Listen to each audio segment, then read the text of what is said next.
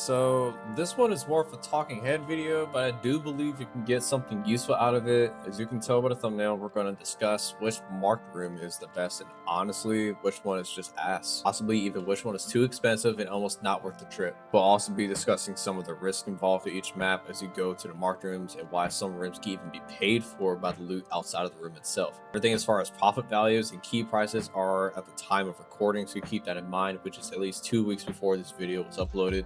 The results are actually quite surprising. First, let's talk about the least expensive key, shared bedroom on the map, Lighthouse. This room is located on the island on the second floor of the right building as you walk in. The key costs about 215,000, and I made about 2.2 million off of it with a profit of just under 2. Now, even with the high profit margin, the loot is very scarce.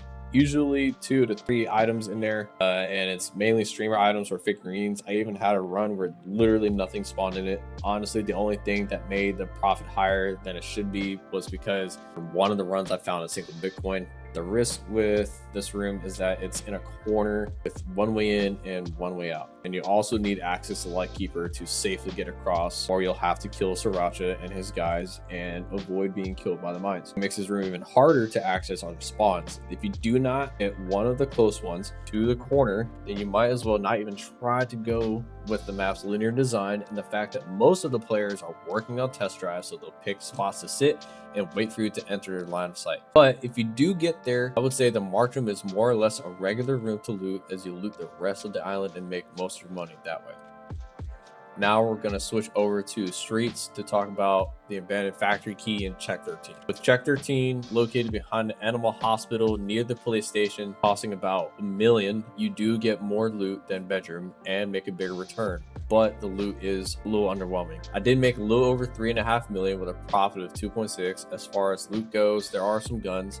Most of the guns aren't even worth taking most of the time. I've gone in there and a couple of times I've gotten strictly hideout items. The risk of the room is being tucked in a corner of the map, so if you do have a close spawn to it, then I recommend you take your time extracting, because there are no easy short extracts close to it unless you bring a green flare and head over to Pinewood.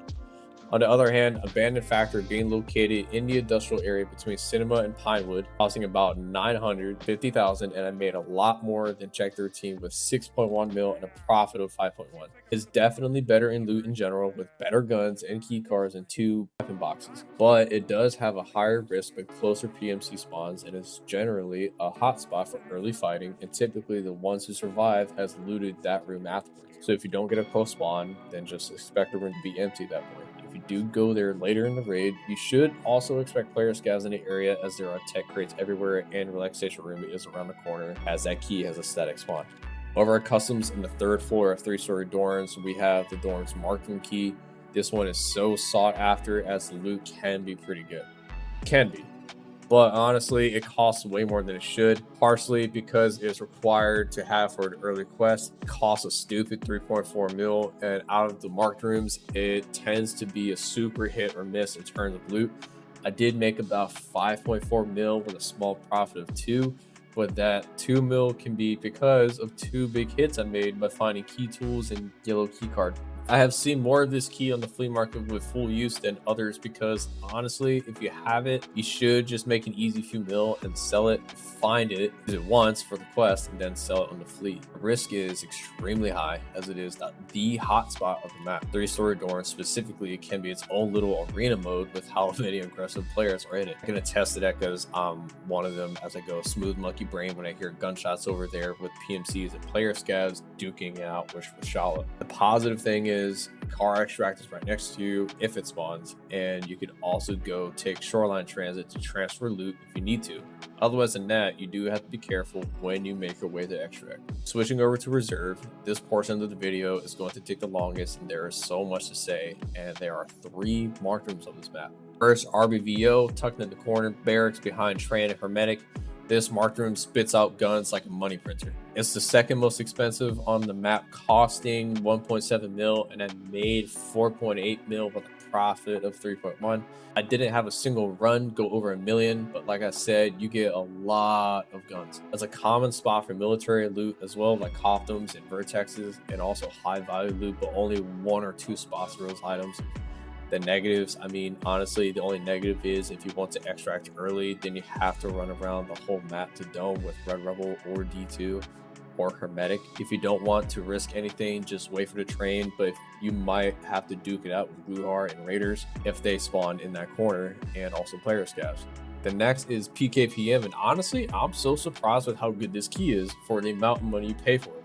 I paid 700,000 and I made nearly 5 million and a profit of 4.2 mil. You get a little bit of everything in this room, from guns to high value items. Like, no, in the past, this room actually sucked with it barely spawning anything, but right now it's extremely good. You also have a couple cabinets in there as well, but honestly, I didn't even loot them and I still made a lot of money. The risk is it's in D2. Many ways to get in, but typically the whole server has a bullet picnic down there for raiders and PvP, as well as player scavs if you get unlucky with getting down there late. I don't normally see people looting PKPM, so most of the time it will stay locked. Even if you're down there last, what ends up happening is people get stuffed with Raider and PMC loot that they don't even open it up.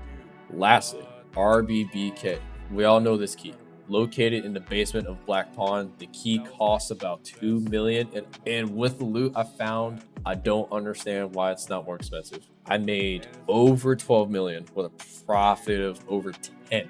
It's the best room, not just because of the profit value, but it's the most consistent, meaning you can always guess the type of loot that's going to have a bunch of guns, a mixture of special loot. Military loot seems to have a higher spawn chance in it, and I've been getting duplicates of cases, like injector cases, key tools, docs cases, ammunition cases, and the guns are almost always good guns. I've had one run where I made just under half a mil. You can guarantee you'll make a lot of money. Just bring a big ass bag, otherwise you're not fitting everything.